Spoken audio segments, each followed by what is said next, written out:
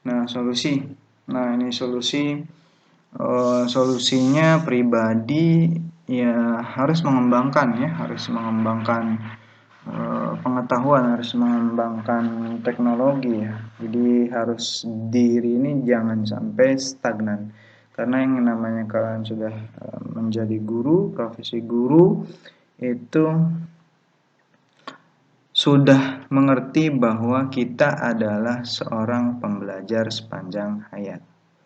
Ya, jadi seorang pembelajar sepanjang hayat. Jadi kalau misalkan ada guru merasa puas setelah S1 begitu mengajar, sudah puas tidak mau belajar lagi, namanya bukan guru. Karena guru itu adalah sepanjang hayat. Ya. Dan yang membatasi kalian untuk bergerak, kalian beraktivitas adalah diri kalian sendiri. Ya.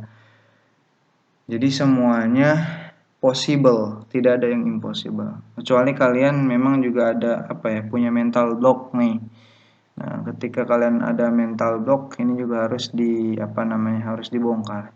Mental block itu apa sih? Saya kasih contoh aplikasi langsung ya. Ketika kalian misal ingin bercita-cita menjadi guru berprestasi nasional, lalu dalam hati kalian, kayaknya nggak mungkin dah, kan banyak pesaingnya di ini. Jadi kalian tidak mengiyakan itu adalah sebuah mental block. Kalian misalkan lagi ketika kalian bercita-cita ingin guru yang ingin studi lanjut begitu ya di luar negeri, kayak terus dalam hati ada kata-kata kayaknya nggak mungkin dah, masa sih harus studi lanjut ke luar negeri, bisa nggak ya. Nah, itu juga mental block ya. Jadi hal-hal kayak gitu baiknya kalian hilangkannya bisa kalian pejamkan mata, lalu mental block itu dibayangkan, lalu ditarik ke belakang, lama-lama jadi titik dan hilang. Nah, agar tidak ada lagi mental block begitu ya, pembatas diri gitu. Nah, itu harus hilangkan begitu. Jadi bisa seminar, workshop, belajar lagi begitu ya, ikut pelatihan ya, banyak sekali untuk mengembangkan pribadi ya. Nah, itu yang menjadi hal yang penting. Lalu LPTK, PTN dan PTS ya, jelas ya, di LPTK Lembaga Pendidikan dan Tenaga Pendidikan baik perguruan tinggi negeri atau swasta itu sudah mendesain bagaimana kurikulum, bagaimana silabus perkuliahan untuk jurusan keguruannya, di situ semuanya sudah ada, dan itu juga merupakan hal yang positif ya. Cuma memang otokritik dari saya adalah memang harusnya PTN dan PTS itu memberikan juga ujian komprehensif ya, terhadap lulusan ya, output calon-calon sarjana keguruan begitu. Jadi sudah bisa terlihat dan terukur gitu ya. Walaupun memang di awal sudah ada saringan tes-tes seleksi ya, baik psikologi, potensi akademik ya, kebahasaan, itu juga menjadi hal yang penting. Dan memang juga LPTK, PTN dan PTS banyak juga melakukan seminar-seminar terkait dengan profesi keguruan, karena memang ada ya linearitas antara seminar-seminar, lokakarya, pelatihan-pelatihan profesi guru terhadap pelanggaran kode etik guru begitu ya, positif. Jadi kalau kita sering-sering melakukan seminar, workshop, pelatihan terkait dengan profesi guru, maka pelanggaran kode etik itu bisa diminimalisir ya, seperti itu. Nah, itu menjadi hal yang harus diperhatikan.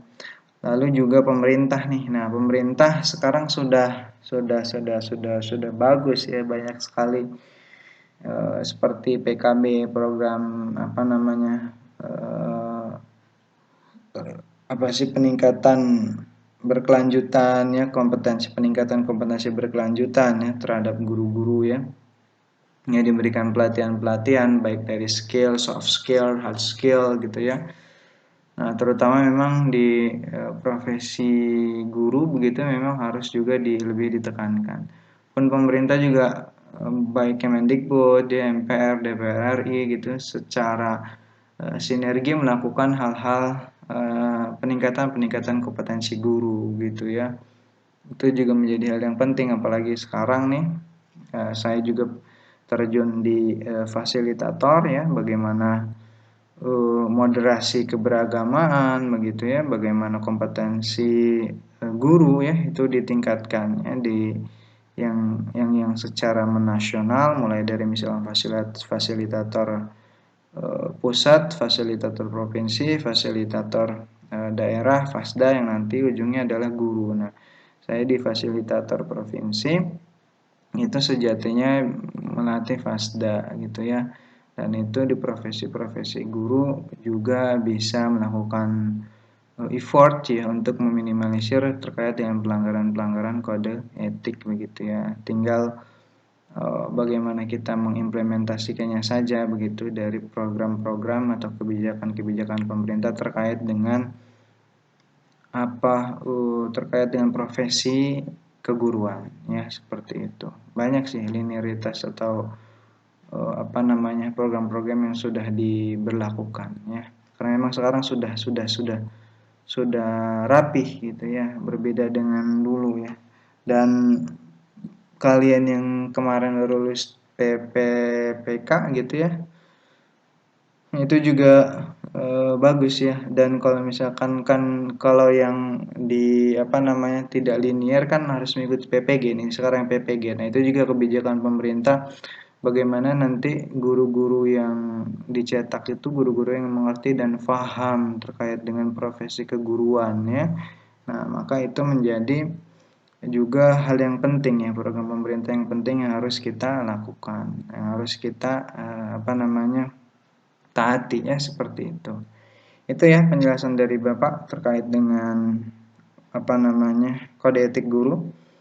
Ya, silakan difahami, diaplikasikan, dan tetap jaga kesehatan. Assalamualaikum warahmatullahi wabarakatuh.